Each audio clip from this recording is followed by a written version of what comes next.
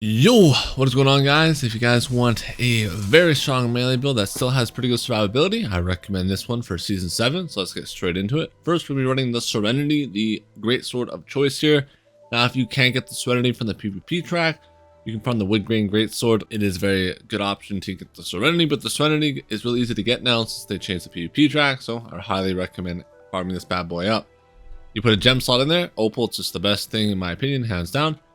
Next, we have the frontline point here, the Spear of my choice. Leeching Cyclone here is the most important perk by far for this build. Cyclone hits and heals you for 65% of the damage, max 3 targets. This does not get reduced by the new PvP changes, so this still heals you for the flat 65% weapon damage, which is absolutely huge because they nerfed other types of healing in PvP.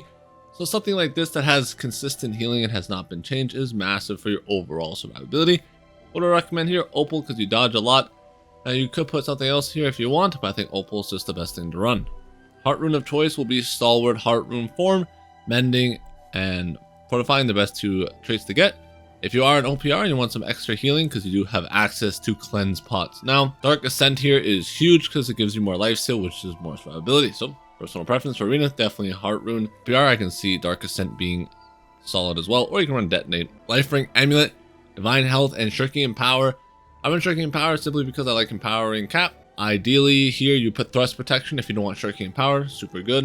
You get the Life Ring Amulet, by the way, by going to Tortor Riven, and you get Wood Grain stuff by going over here. Next up, we have the Wood Grain Earring, best in slot in my opinion for medium and heavy builds. It comes with Refreshing, Fortifying, and Regenerating, huge. Now, if you guys don't want to run Regenerating, you can take Nimble over that, where you have more stamina recovery, totally up to you. Blood Drinker here I think is super valuable, especially with the new Potion nerf and the healing nerf. Blood Drinker has not been changed actually, and it's not actually a 25% damage nerf. It's only about 13 to 14% overall damage, but you still get that 25% healing, and all healing from lifesteal is increased by 5%, which is huge. Plus you put Hardy and Leeching on there, you get so much lifesteal and survivability. I choose to run slash damage here.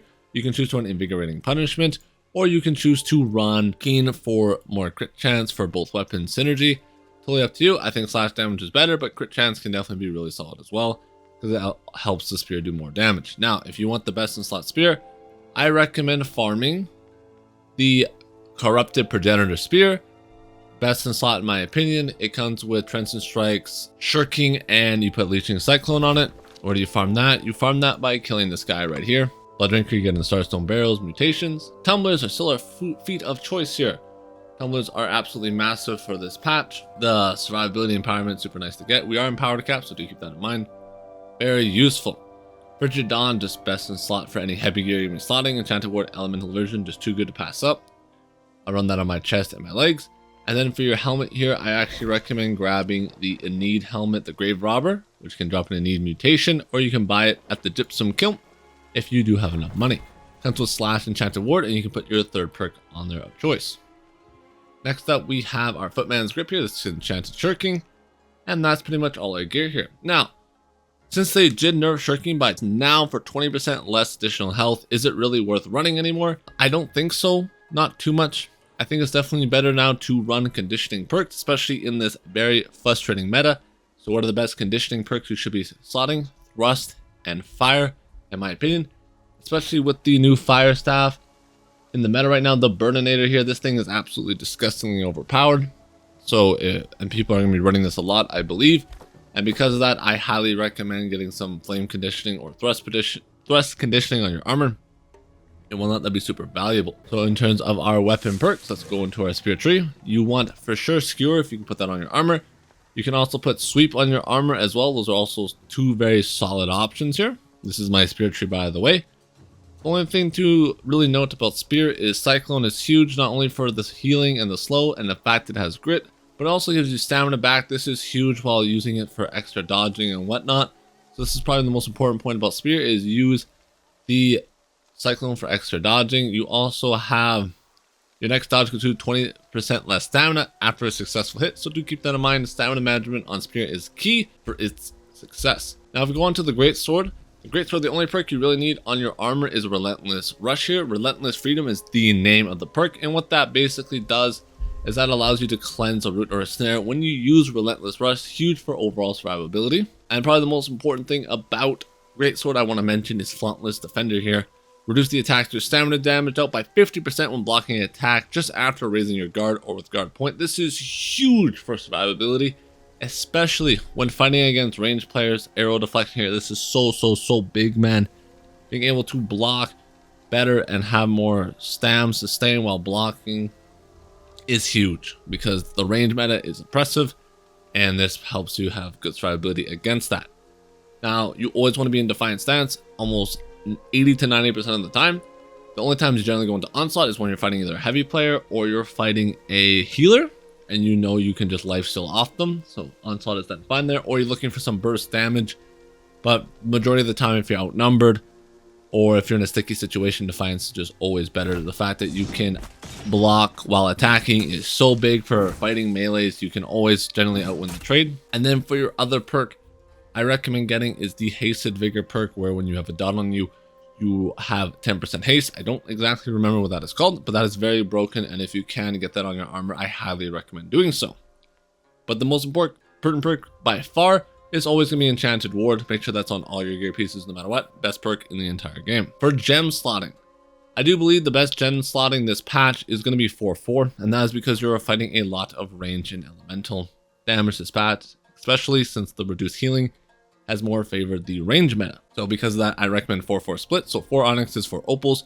You can also run 3 opals and 1 flame gen, and then 4 onyxes as well. That's what I would recommend running for definitely OPR and stuff like that. You can even maybe run 3 onyxes, 1 emerald for additional thrust damage, because there is a lot of thrust damage. Depending what you're seeing, just switch up your gems accordingly, but I would always run at least 3 onyxes and 3 opals no matter what.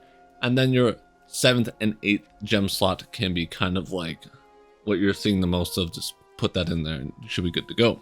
Now, always make sure you have flame pots. These are huge for overall survivability. For any flamethrower you fight in arena, you get infinite of these, so these are free. Always make sure you have flame pots on you no matter what in arena. For OPR, generally you should have these as well. Huge survivability against flamers. Elemental gemstone dust or oak flesh bombs are huge as well. And then what pot of choice do I recommend using this patch? I think health pots are still worth putting on your bar just in case you need a quick heal that comes in absolutely clutch. But regen pots here are huge, along with serums. Now the difference between serums and regen pots are regen pots heal for approximately 2,000 more max HP at the 15-second mark of the potion ticking, but you gain 45 stamina from regen serums. That is the major trade-off that I've noticed. So you basically choose 45 stamina or 2k HP. Pick your poison, both of them are solid. Want more health? The regen pots are better. If you want more stamina sustain, the serums are better. I personally like serums. Now, make sure you have your honing stones, whatever honing stones you want to afford. And then our food of choice, always recommend Bring the Sunrise for the dot duration. And the roasted rabbit, because it's the cheapest thing to run in the game. Because con food's generally always the cheapest, so 48 con food is massive here. For our attributes, we are running 177 strength, 350 dexterity, and then 100 constitution. Now, why do I only run 100 con? I get this asked a lot. That is because we have so much life stealing that as long as I'm hitting the enemy, I actually will have more health because I'm healing so much. If I have 14,000 HP when I'm fully buffed up and I hit someone for 5k, I get basically 40% of that comes into me as healing. So I'm healing myself hugely from every heavy on the Greatsword. So it actually just makes my HP bar bigger and bigger and bigger. So that's why I only need 100 con, because I don't feel like the 150 con breakpoint is worth it, in my opinion. I'd rather just have more damage, because the more damage I deal, the more healing I get, and the more survivability I'm able to have. And the reason why I choose 350 dex here is 15% crit chance while empowered is huge for the Greatsword, because when the Greatsword crits, you deal 34% extra critical damage with a heavy, which is all you do on a Greatsword. You pretty much never light, you always are heavying. So this passive synergizes insanely well with the 350 dex passive. But you can, if you don't have Serenity, then you can go 200 strengths, 300 dex. That is completely fine as well. And then a couple quick tips for the build. Skewer, gap closer. Sweep is good for CCing and good for cooldown reduction, because when you heavy on spirit CDRs, and you just want to cyclone as much as possible. Big heal, big stam sustain. Relentless Freedom and your Skyward are just generally used for gap closing. Or put this down, generally get a dodge in there. Probably try and proc your tumblers and your amulet here for empowerment. And then you just heavy attack and defiance stance. Big block block their damage, you hit them, do big dick damage. If you're fighting range players, I recommend just holding block as you walk towards them.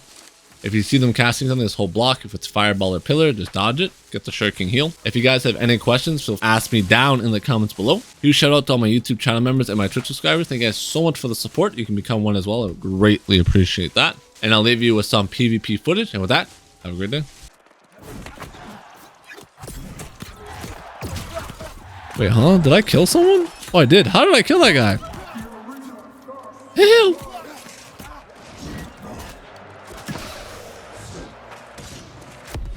Nice. Heavy. Heavy. Heavy.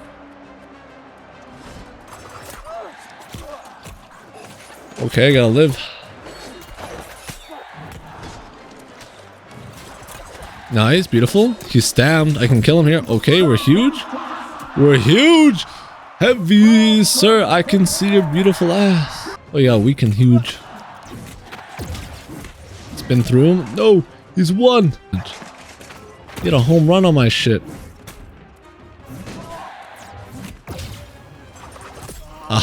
He got baited by... Yo, what the fuck? Yo, stop that shit. Oh, I'm trolling. He's standing himself, so he's also trolling. Fuck, he lives. Brother lived. Okay, that's big for me. Actually, I'm gonna go on this guy. Hold on. Heavy here, heavy here, heavy here. See, I spin on this guy, right? Hot the potion. Bait him in. Sweep him down. Huge. Boom, baby. Oh, that guy died of my dudes. Died of my dudes.